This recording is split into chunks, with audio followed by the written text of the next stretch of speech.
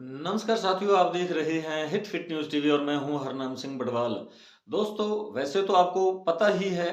22 अप्रैल को जे एंड के यानी जम्मू कश्मीर की पहलगाम जिले के अंदर यानी पहलगाम सिटी से बिल्कुल 6 किलोमीटर दूरी पर स्थित एक बैसरण घाटी, यहाँ पर बहुत सारे लोग आते हैं घूमने, पर्यटक आते हैं और हिंदुस्तान के कोने कोने से यहाँ लोग साल भर आते रहते हैं। डल झील है, गुलमर्ग है, यहाँ भी ऐसे ये पिकनिक स्थल हैं, पर्यटक स्थल हैं, जहाँ भारी संख्या में, बड़ी संख्या में लोग बाग आते हैं, विदेशों से भी आते हैं। लेकिन ये जो पर्यटक हैं, बीते 5-7 सालों के अंदर इनकी आवाजाही ज़्यादा ही कुछ होने लगी, क्योंकि केंद्र की भाजपा सरकार ने भी ऐसा विश्वास दिलाया आम लोगों को कि यहाँ पर अब कोई खतरे की बात नहीं है, आतंकवाद लगभग समाप्त हो चुका है और आप बेधड़क यहाँ घूमने के लिए आ सकते हैं। और इसी क्रम में यहाँ लोग बाग आने लगे और ये साल दर साल ये संख्या बढ़ने लगी और 22 अप्रैल को भी, जैसा कि बताया जा रहा है, 2000 से भी अधिक की संख्या में पर्यटक लोग यहाँ पहुंचे हुए थे और अचानक दो की संख्या भी बताई जा रही है। कुछ का कहना है कि 2 से अधिक आतंकवादी थे जिन्होंने अचानक हमला बोल दिया और लोगों को पूछ पूछ कर कि आप हिंदू हैं या किस जाति धर्म से हैं, उन्होंने गोलियों का शिकार बनाया और 26 लोग मारे गए। और जिसमें एक नवविवाहिता ने जैसा कि बताया कि उसके पति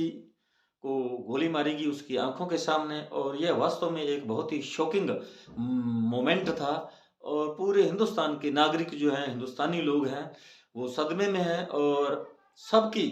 सिंपैथी यानी जो सहानुभूति है इस परिवार से, पीड़ित परिवारों से सहानुभूति जिन्होंने अपने खो दिए हैं। तो ये वास्तव में एक बहुत ही ऐसी बुज़दिली थी पाकिस्तान की, जो क्योंकि पाकिस्तान के अंदर जो पीओके है, वहाँ पाकिस्तान की आईएसआई या यूँ कहें आर्मी जो है पाकिस्तान की, उन्होंने प्रशिक्षण केंद्र खोल रखे हैं जहाँ पर आतंकवादियों को ट्रेनिंग दी जाती है। बाकायदा फौजी लोग जो हैं, आर्मी के जो सेना अधिकारी हैं, उनकी मौजूदगी में वहाँ आतंकवादियों को ट्रेनिंग दी जाती है और उसके बाद घुसपैठ होती है। जो एलओसी है, वहाँ से इन्फिल्ट्रेट करवाया जाता है इन आतंकवादियों को और घुसपैठ के बाद ये यहाँ आकर इसी प्रकार का कत्लेआम करते थे। हालांकि 2014 से इस प्रकार की घटनाएं आम होती थी, लेकिन जब से मोदी जी सत्ता में आए उसके बाद यहाँ धीरे धीरे आतंकवादी की घटनाएं कम होती गई और अब तो बीते 5-4 सालों के अंदर नाम मात्र की ही घटनाएं होती थी और वो भी फौजी दस्तों पर ही होती थी। इस प्रकार की घटनाएं, हमले होते थे। लेकिन सिविलियंस पर जिस प्रकार 22 अप्रैल को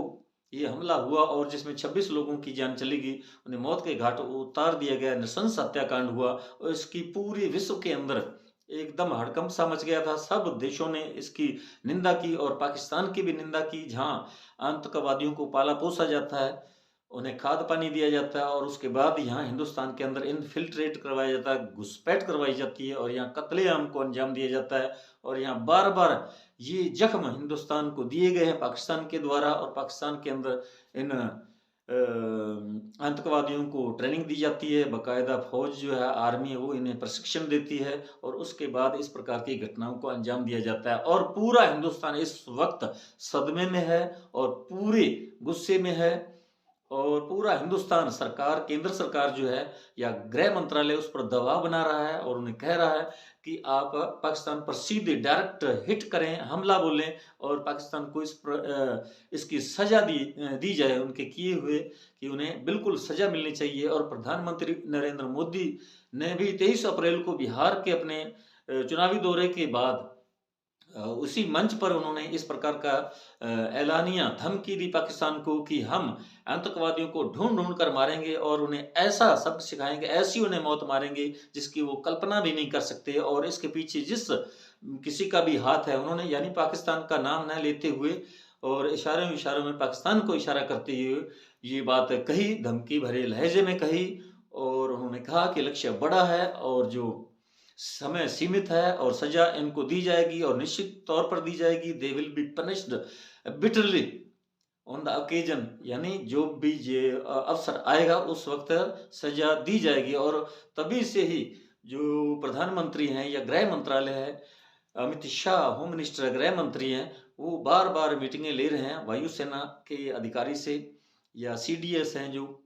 उनके अनिल चौहान उनसे मुलाकात कर रहे हैं, जो वायुसेना अध्यक्ष हैं उनसे, और थल सेना फील्ड मार्शल उनके साथ भी बार बार मीटिंग हो रही है। NSA अजीत डोभाल है उनसे भी मीटिंग हो रही है बार बार, आज भी हुई, कल भी, और लगातार उसी दिन से आज 13-14 दिन हो चुके हैं इस घटना को, और लगातार मीटिंगें चल रही हैं, और भारत कहीं ना कहीं बड़े हमले की तैयारी कर रहा है, और तैयारियों के अंदर तो समय लगता है। हालांकि केंद्र सरकार ने, गृह मंत्रालय ने, अमित शाह ने इस बात को स्वीकार किया है कि ये कहीं ना कहीं सुरक्षा में चूक जरूर हो गई है, और उसका ये हमें ये भुगतना पड़ा, ये हमें सजा मिली है, और ये नागरिक जो निहत थे, बेकसूर जो लोग थे वो मारे गए, और इसका बिल्कुल अंजाम भुगतना पड़ेगा पाकिस्तान को, और इस बात का हम बदला लेंगे। और इसी बात को लेकर बिल्कुल उसी दिन से लगातार तैयारियां चल रही हैं, और कहीं ना कहीं प्रधानमंत्री बिल्कुल गुस्से में हैं, बिल्कुल निडरता से वो पाकिस्तान को धमकी दे रहे हैं, और इंटरनेशनल लेवल पर भी, यानी अंतरराष्ट्रीय जो कम्युनिटी है उसको भी विश्वास में लिया जा रहा है। लगातार मुलाकातें हो रही है, डिप्लोमेटिक जो रिलेशंस हैं उनका अब पता चलेगा कि वो किस प्रकार, जो विदेश हैं, जो दूसरे देश हैं, वो भारत का किस प्रकार कितना समर्थन करते हैं। हालांकि सहानुभूति सबने व्यक्त की है, लेकिन पता तो है ना इस वक्त चलेगा जब हिंदुस्तान पाकिस्तान के विरुद्ध कोई सख्त एक्शन लेता है, कोई कार्रवाई करता है, उस वक्त जो देश हैं वो कौन से देश है हिंदुस्तान के साथ कंधे से कंधा मिलाकर खड़े होंगे। इजराइल ने तो बिल्कुल स्पष्ट तौर पर कह दिया है कि वो हिंदुस्तान का साथ देगा, और इसके अलावा अन्य जो देश हैं वो सहानुभूति प्रकट जरूर कर रहे हैं, लेकिन असला एम्यूनिशन के साथ कोई हमारी मदद करेगा या नहीं करेगा, इस बात का अभी तक कोई खुलासा नहीं हुआ है। लेकिन मैं आपको ये भी बता देना चाहता हूं कि जो विपक्ष है वो भी बिल्कुल कंधे से कंधा मिलाकर खड़ा है हिंदुस्तान की जो सत्ताधारी पार्टी भाजपा, उनके साथ प्रधानमंत्री और गृह मंत्री जो उनके साथ जो आल पार्टी मीटिंग हुई उसमें भी विपक्ष ने बिल्कुल पुरजोर समर्थन दिया है कि जो केंद्र सरकार है किसी प्रकार का भी निर्णय लेगी पाकिस्तान के विरुद्ध, चाहे वो हमला करे या कोई एयर स्ट्राइक करे या कुछ और, हम बिल्कुल सरकार के साथ हैं, कंधे से कंधा मिलाकर हम पूरी तरह से समर्थन देंगे। और यही सबसे बड़ी जो है मोदी सरकार की जीत है कि आज विपक्ष उनके साथ खड़ा हुआ है। तो इसलिए जो किंतु परंतु कर रहे हैं कुछ ऐसे विश्लेषक हैं जो इस बात पर चर्चा कर रहे हैं कि मोदी जी बिल्कुल अब एकदम माहौल ठंडा हो चुका है, मोदी जी कब एक्शन लेंगे, क्योंकि जो बालाकोट पर जो एक्शन लिया गया था, एयर स्ट्राइक की गई थी, वो 12 दिन के बाद ही की गई थी, उरी के बाद 10 दिन बाद ही अटैक किया गया था। तो अब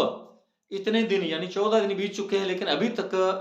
हिंदुस्तान की सरकार जो है वो क्या कर रही है, कहीं ये ठंडे बस्ते में तो मसला नहीं चला जाएगा। लेकिन दोस्तों मैं आपको बताना चाहूंगा कि ऐसा बिल्कुल नहीं हो सकता। It can not be possible that as you are thinking now, because Hindustan जो है पूरा गुस्से में है। अगर इस वक्त प्रधानमंत्री नरेंद्र मोदी जी अगर कोई स्टेप पाकिस्तान के विरुद्ध एक्शन नहीं लेते हैं तो ये भाजपा को और केंद्र सरकार को बिल्कुल बहुत बड़ी नुकसान झेलना पड़ेगा, क्योंकि अभी बिहार के अंदर भी चुनाव है। लेकिन हम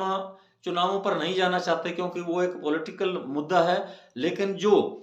पाकिस्तान ने हिंदुस्तान को जख्म दिए बात हम उसी पर करेंगे। ये एक बहुत ही गंभीर मुद्दा है, और सरकार ने भी इस प्रकार की अब तैयारियां शुरू कर दी हैं, क्योंकि बीते 30-35 वर्षों से लगातार हिंदुस्तान जो है वो इस प्रकार की आंत की घटनाओं को झेल चुका है और झेलता आ रहा है, और बहुत ही भारी नुकसान भी हुआ है हिंदुस्तान का। और इसलिए इस बार की जो तैयारी की जा रही है इसमें भले ही समय और लग सकता है, महीना लग सकता है, 20 दिन लग सकते हैं या 2 महीने भी लग सकते हैं, लेकिन तैयारी इस प्रकार की जा रही है कि पाकिस्तान को ऐसा सबक सिखाया जाए, ऐसा जख्म दिया जाए कि वो कभी इसे भुला ना सकें। और प्रधानमंत्री नरेंद्र मोदी ने भी ऐसा ही ऐलान किया है कि हम उनको ऐसी सजा देंगे जिसकी वो कभी कल्पना भी नहीं उन्होंने की होगी। तो इसी प्रकार की ये तैयारियां की जा रही हैं। ऐसा न हो कि कहीं एक्शन लिया जाए, पाकिस्तान के विरुद्ध हमला भी बोल दिया जाए और उसके बाद हमें भी भारी नुकसान उठाना पड़े। तो मोदी जी चाहते हैं कि इस प्रकार का नहीं हो, जो हमारे लिए पॉजिटिव हो, हम जो हमारा कम से कम नुकसान हो और पाकिस्तान को सबक सिखाया जाए, उनके 2 टुकड़े किए जाएँ या 3 टुकड़े किए जाएँ, पीओके वापस लिया जाए या सिंध और बलूचिस्तान को पाकिस्तान से अलग कर दिया जाए। तो इस प्रकार की जो योजना है उस पर समय तो दोस्तों लगेगा और लग रहा है। इसलिए कोई भी अगर कोई विश्लेषक हैं, जो पॉलिटिकल पार्टीज़ या अन्य जो सोशल मीडिया के जो पत्रकार हैं, रिपोर्टर हैं या यूट्यूबर हैं, वो इस प्रकार की जो बातें कर रहे हैं कि मोदी जी बिल्कुल इस पर अब शायद कोई एक्शन नहीं लेंगे, क्योंकि काफ़ी दिन हो गए जब हमले का ऐलान करना था, तब इन्होंने जाति गणना के लिए ये एक ऐलान कर दिया और लोगों का ध्यान जो है डाइवर्ट हो चुका है और मुद्दे से भटकाने के लिए इस प्रकार की घोषणा कर दी गई है और अब कोई एक्शन नहीं होगा पाकिस्तान के विरुद्ध। लेकिन दोस्तों, आप किसी गलत मुगालते में ना रहें, क्योंकि जो सत्ताधारी पार्टी है उसके साथ विपक्ष भी खड़ा है और अब इसलिए हम किसी प्रकार का कोई किंतु परंतु नहीं कर सकते। बिल्कुल अटैक होगा, पाकिस्तान के विरुद्ध एक्शन होगा और भारत इस वक्त बिल्कुल सुपर पावर है। अमेरिका, रूस और चाइना के बराबर उनके मुकाबले में खड़ा है और चौथी सुपर पावर है पूरी दुनिया के अंदर। और इस प्रकार के हिंदुस्तान के पास भी हथियार हैं जिनका पूरी दुनिया को अभी तक पता नहीं है और जिनका अब प्रदर्शन होगा अगर युद्ध हो जाता है, पाकिस्तान के विरुद्ध अटैक होता है और उस वक्त ये इन हथियारों का उपयोग किया जाएगा। तो ये जो जख्म दिए है पाकिस्तान ने हिंदुस्तान को, ये हिंदुस्तान किसी भी सूरत में भुला नहीं सकता और ये अटैक होगा, आक्रमण होगा और पाकिस्तान को सबक सिखाया जाएगा, उसके टुकड़े भी होंगे, बहुत कुछ होगा। आप देखते रहना दोस्तों, ये निश्चित तौर पर अटैक होगा। और जो मेरे दोस्त भाई बंधु अगर ये सोच रहे हों कि ऐसा बिल्कुल इम्पॉसिबल है, असंभव है, क्योंकि काफ़ी दिन होने के बाद भी अभी तक मोदी जी ने कोई स्टेप नहीं उठाया, तो वो इस प्रकार की जो गलतफ़हमी है वो मन से बिल्कुल निकाल दें। अटैक होगा बिल्कुल, क्योंकि पाकिस्तान और हिंदुस्तान की जो सीमा है, बॉर्डर है, तो हिंदुस्तान की तरफ इस प्रकार की बातें चल रही हैं और मॉक ड्रिल भी हो रही है, जैसा कि आज ऐलान भी हो चुका है। और जो हमारी सेनाएँ हैं वो अरब सागर के अंदर भी एक्सरसाइज कर रही हैं और इसलिए तैयारियां बिल्कुल चालू हैं, शुरू हैं और तैयारियां की जा रही हैं। असला एम्यूनेशन जहां बनता है, फैक्ट्री है, वहां उनकी छुट्टियां रद्द कर दी गई हैं। उन्हें ये कह दिया गया है कि हथियारों को का निर्माण करने में कोई